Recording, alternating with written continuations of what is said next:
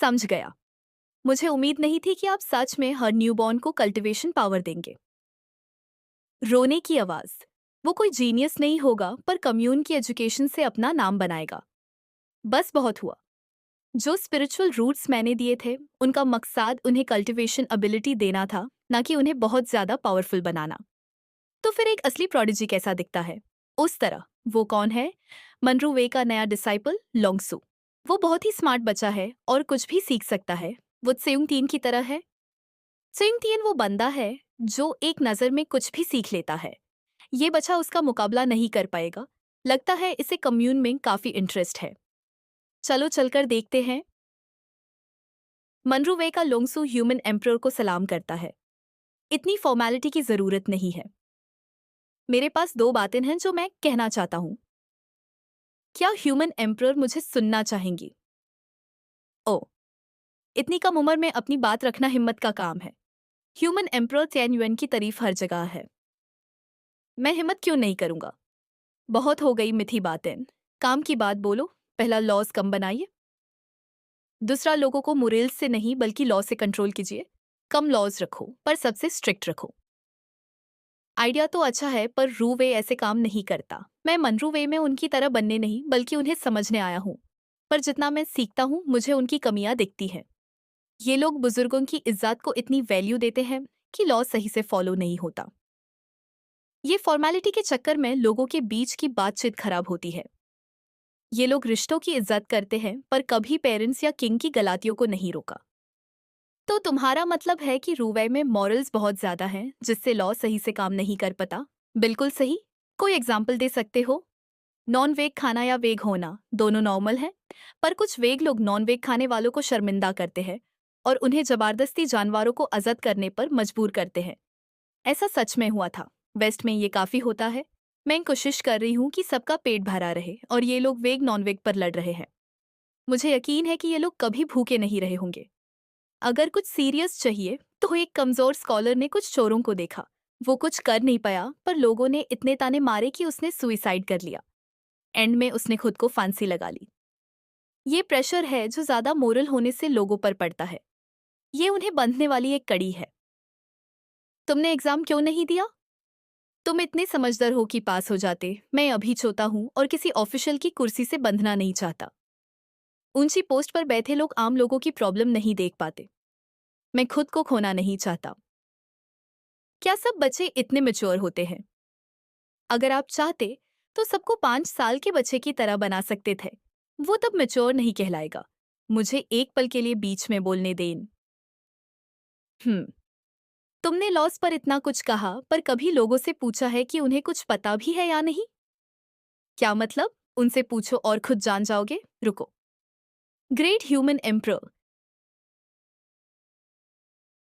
इससे क्या हुआ? शायद ये एम्प्रर से टकरा गया।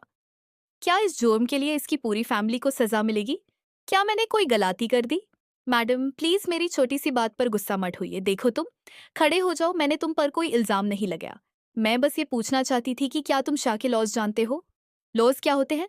आर्म्ड रॉबरी के लिए कितने साल की जेल होगी? चोरी की सजा क्या है? या मर्डर की? जान के बदले जान। और बदला बिल्कुल। क्या आर्मेड रॉबरी के लिए 1 साल की जेल काफी है?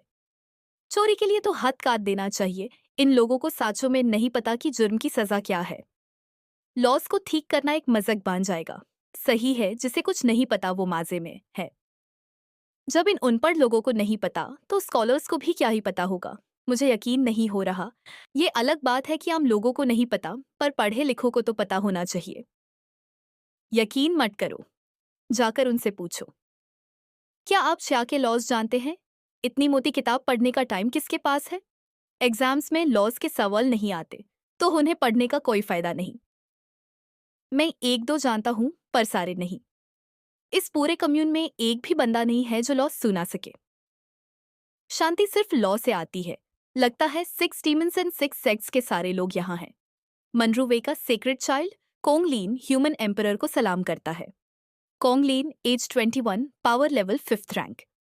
इसका रिश्ता कीजी से बचपन में ही तय हो गया था। सेक्रेट चाइल्ड भी यहाँ आ गया।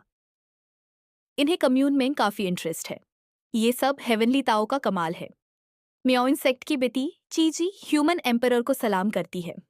एमिन, हमारे कुछ अपने मामले हैं जो सुलझाने हैं। उम्मीद है एम्परर को बुरा नहीं लगेगा। लोंगसू, सेक तुम्हें यहाँ भाषण देने नहीं बल्कि तमीज सीखने लाया है। मैं बिना बोले खुश नहीं रह सकता। माफ कीजिएगा, आपने कहा था कि शांति जस्टिस से आती है। इस पर ज़रा डिटेल में बताइए। हाँ हाँ, वो इसलिए क्योंकि लोग अनजानी चीज़ों से डरते हैं। उनके लिए लॉ एक अनजानी चीज़ है। जितना कम वो जानते हैं उतना ज़्यादा वो डरते हैं और तमीज़ में रहते हैं। लोग अनजानी चीज़ों से डरते हैं पर सिर्फ तब जब वो होश में हों। अगर उन्हें भूख या गुस्सा हो तो वो किसी भी चीज़ से लड़ने को तैयार हो जाते हैं। सोसाइटी में पोजीशन मैटर करती है। लॉस कम नहीं होने चाहिए बल्कि बहुत ज़्यादा और मुश्किल होने चाहिए ताकि आम लोग डरें।